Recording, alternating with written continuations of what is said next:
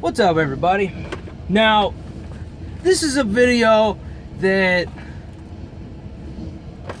it's a good video to make, and it kind of, at this point in the game, it kind of makes sense for me to create a video like this, especially since I've been working here for this long. You know, I kind of know what I'm talking about for the most part. You know, I mean,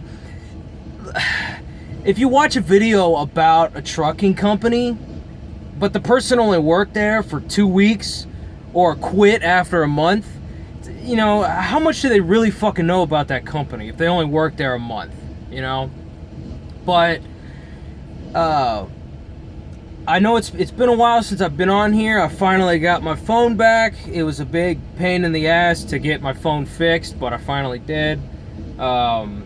Let me just give you this piece of advice. If you break the screen of your phone, make sure you make the claim on the insurance within 90 days. Because I know at least my insurance has a 90-day claim window, and because the damage to the phone occurred outside the 90 days, they wouldn't cover my goddamn phone, so I had to pay cash for a new screen, and these screens ain't cheap. So learn from my mistakes. But I want to talk about the good things and the bad things. Now, a lot of my videos when I've been talking about this company, which is Western Express, for those of you who don't know, throughout my videos, I haven't really specifically tried to show the company in a good light or a bad light. I just wanted to be honest and show you what it's like through my experiences, you know? I got no reason to lie. I don't make any money from making these videos. I just do it as a hobby, right? But I figure, you know, everything I've told you about this company, unless I was mistaken about something, like, you know, I think one video I was wrong about a number, but my point is, you know, everything I tell in these videos is honest, you know? There's some shitty things about this company, but there's some good things about this company, you know? It's not the worst fucking company. You know, it's not, I would have to say, I think Swift and CR England are neck and neck for the worst company in the industry. I don't think anybody should fucking work for those companies, you know? And I'm saying that without having worked there. You know, just from me talking to drivers. And look, Swift is the laughing stock of the fucking industry. Everybody out here knows that. And just from, you know, what I learned from the CR England recruiter that I talked to a long time ago before I got my CDL, they're a company you want to stay the fuck away from. I know that. But anyways, this is not the worst company. It's certainly not the best, but, you know, there's a reason that I've kind of stuck around as long as I have, you know? So, let me start off with the good things about this company, right? Now, one of the best things about this company is it's easy to get in. You know, they give everybody a chance to get in. You know, the hiring parameters are fairly lax, you know, so, you know, there's no hair follicle test, you know, it's just a piss test. So if you know, smoked a joint 6 months ago but haven't touched anything since then, you know, you can get a job. And I don't think, you know, oh, you smoked it, you know, a lot of people out driving trucks have smoked weed before, at least, you know, back in high school or whenever. You know, it shouldn't keep you from being able to get a job. Just because you may have smoked weed a few times doesn't mean you're a fucking drug addict, all right? Let me just say that's what I believe. You know, other people have different opinions, but that's just what I think. You know, I think it doesn't matter how much fucking drugs you've done, really, as long as you don't do them anymore. That's the way I see it. So, but that's just what I think, you know. If, you know, there's people that used to be heroin junkies and they fucking recover and they get regular jobs and they live regular lives and they're not a fucking junkie anymore. You know, it does and can happen. But anyways, it's easier to get into this company, you know. Like, if you got points, you got CSA points on your license, shit, if you got felonies, I'm pretty sure they'll still hire you, you know. So that's kind of a double-edged sword. You know, I do believe that's kind of a good thing, because it's hard to get into trucking if you got maybe a felony or even a misdemeanor, like something small on your criminal record. You know, they give you a chance to get in. Now, the trade-off for being able to get in so easily is that you don't get paid as highly as you would at a company like Melton or Maverick or one of the other many companies that are out there. You know, they pay better, but they're going to follicle test you, and they're not going to let you in with a criminal record or CSA points. So you can do that with Western. So I will say that's one of the good things about this company. You know, now it's kind of a bad thing once you're already in, because they just keep on hiring people all the time. You know, not to mention, I feel like this company doesn't have as much of a filter, so it actually does hire a lot of assholes and idiots. So a lot of guys that fuck things up for the rest of us, do stupid stuff, and they're assholes to the operations, and they're assholes to the people in the administration building and shit like that. So they kind of paint a bad picture of us as the drivers. You know, because when I go in there, I'm cool as shit to those people. You know, they're there to fucking help you. Why not be nice to them, and they'll want to help you more, right? That's the way I see it. When you go into the administration building and there's some fucking guy screaming across the fucking room, cursing and threatening his fucking DM, you make us all fucking look bad, you fucking asshole. You know, you don't act like you're a fucking child. You're a grown man, and you're fucking screaming, like, I'm gonna beat your ass and shit. Get the fuck out of here. You're making us all look bad. Fucking asshole, you know? Anyways. Fucking, let me get back on track. I do that. Another good thing about this company, and part of the reason why I've been working here as long as I have, is if you do your job, especially if you do a good job, they leave you the fuck alone. You know, you know, my DM, both the DMs I've had, they don't fuck with me. You know, even when I've had two DMs. I had one DM, you know, the DM I had before this one, you know, my old driver manager. As long as I was running the miles and running as hard as I could, which is pretty much how I do it, you know, he would leave me the fuck alone. You know, the company would leave me the fuck alone. If, you know, I do a good job. I put in the miles, and I run the loads that they give me as fast and efficiently as I can. So if I go out of route, if I idle the truck for 40 fucking hours straight, you know, if I'm getting a poor fuel average and shit like that, you know, they don't complain. If I go out of route, you know, I don't run off their route solution that they provide. I don't use the navigation system they want us to use, the Qualcomm nav. I don't use it. I use my own, and I pick my own fucking routes. Shit, sometimes if I don't like their fuel solution, I'll fuel where I want to, and that's supposed to be a real big no-no. But I don't just fuel anywhere. I'm strategic about where I fuel, but it's not always where they want me to fuel. But I've never had a complaint about that. You know, they leave you the fuck alone.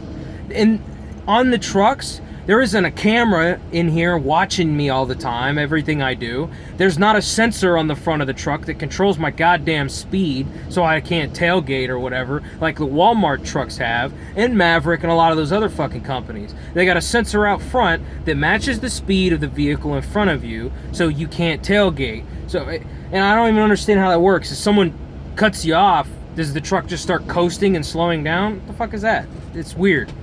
So they don't have all those fucked up safety features. Now, the top speeds are governed, but most company trucks are. It's hard to get away from that shit.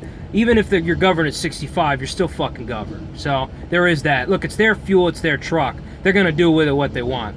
But, you know, there's not all this other bullshit that's micromanaging you, everything you do. At least not from my experience, right? So those are some good things, you know. That's one thing I've really enjoyed, is they stay off my ass. You know, I've enjoyed driving a truck more than any other job I've ever had. Part of the reason why is because I don't have a goddamn manager or a supervisor breathing down my fucking neck asking me what I'm doing, where I'm at, how long is this going to take, when are you going to do that? You know, I don't have that shit doing this job. And I really enjoy that, you know? And another good thing about this company is it's easy to become a trainer, right?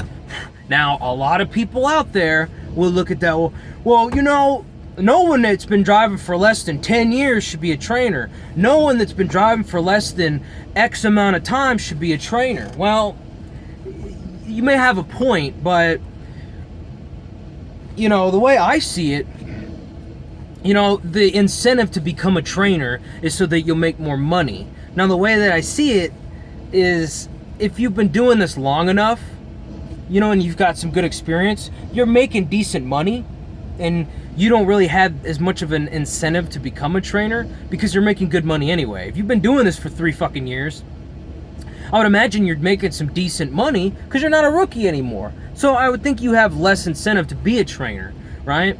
So, I mean, unless they've changed the standards, if you drive as a company driver on your own for 3 months out of training, then you're eligible, and you have a good safety record and stuff like that. You know, you put in good miles and stuff.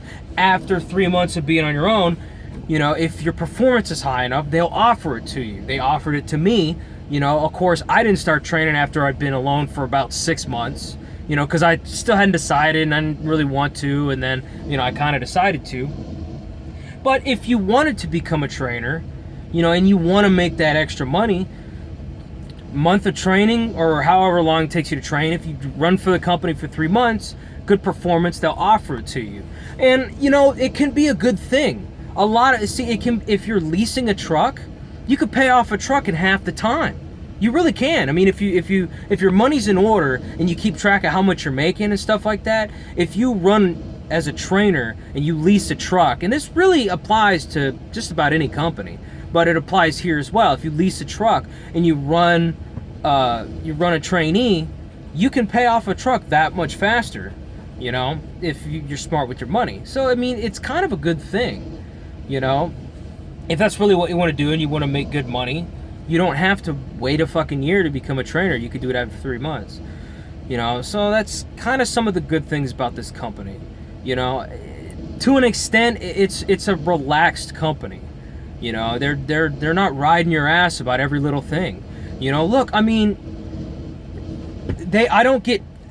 you go flatbed for Prime, they're gonna make you buy the equipment.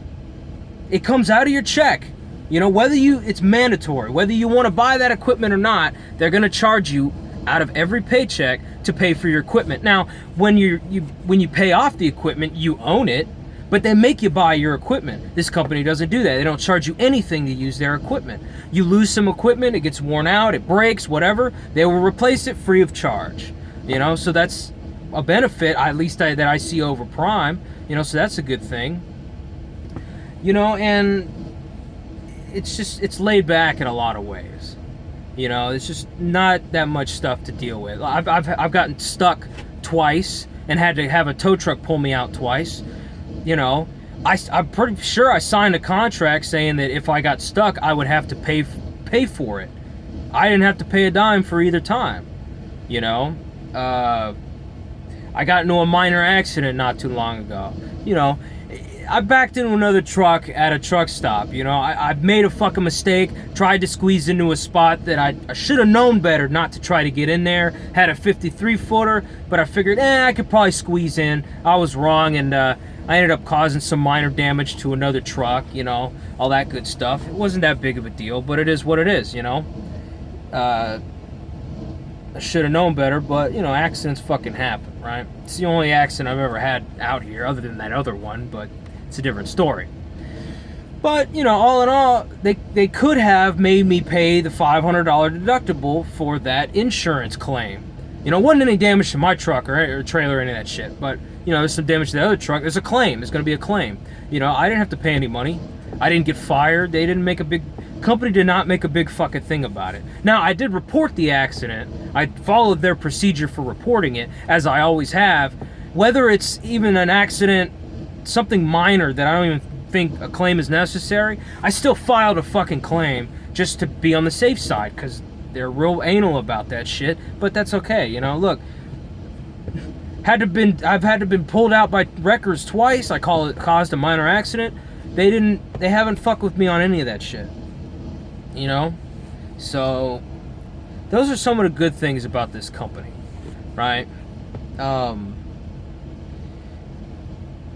But since I've talked about the good things about this company, you know what? I decided, because I'm already kind of long on this video, I'll make this its own video, and I'm gonna make another one talking about the bad things about this company, you know, and that way people can kind of understand where I'm coming from, you know. Another really good thing about this company, I always forget to bring this up, is the DirecTV, you know, is that they put DirecTV in the trucks. Now, not all the trucks have DirecTV. You know, they started the program, but it did kind of fall by the wayside. So it's, some trucks have the DirecTV, some trucks don't. You know, it's to the point where not every single truck is gonna have it, but you can get it put in. If you talk to your DM about it, I don't know, at this point, current point, I don't know if they're still putting them in. They still have the program going on. They actually have this, the satellites and the receivers. It's that they ran out of TVs and they hadn't ordered any, and I don't know what the fucking deal with it was, you know, but, you know, all the trucks I've had have had a TV installed, and it's a really, really great benefit. Now, they're fucking up by not having them in all their new trucks. Every single new truck should have them, but that has been a really, really great benefit, you know. You know, like I'm stuck in Laredo right now, watching TV and having movies and a DVR and stuff is really nice. If I own my own truck someday, I'm gonna get this shit installed in it. I'm gonna put DirecTV, and it's expensive as fuck. You know, the whole system, I think it's like $600 just for all the equipment, not even for the service. You know, but I think it's great. I recommend it. You know, I'd put it in any truck that I own. But those are some good things about this company. You know, it's not the worst company in the world. You know, there are some good things about it, or I would have left a long fucking time ago. You know, and you know what? The pay is not so bad either. I don't know what they're hiring at now, but when I started on, it was 36 cents a mile, and I'm at 37 right now. Really, I think I probably should have had a pay bump by now since I've been in over a year, but I need to talk to my DM about that, and he's out this week, so yeah, we'll see. But anyways, those are some of the good things about Western Express. Now, I'm not saying this is universal about the company. You know, like some of the things that I've experienced, like I said, your experience may vary, and the things that I experience is for the flatbed division. I can't tell you a whole lot about the van division because that's not the division I'm in, you know, but the things about the company as a whole I've talked about, yeah, they apply. But, you know, some of my good experiences as far as my DM and stuff like that, you know, it's different for different people. But, you know, that's all I'm going to say in this video, and I'm going to make another one about the bad things of Western Express. So stay tuned.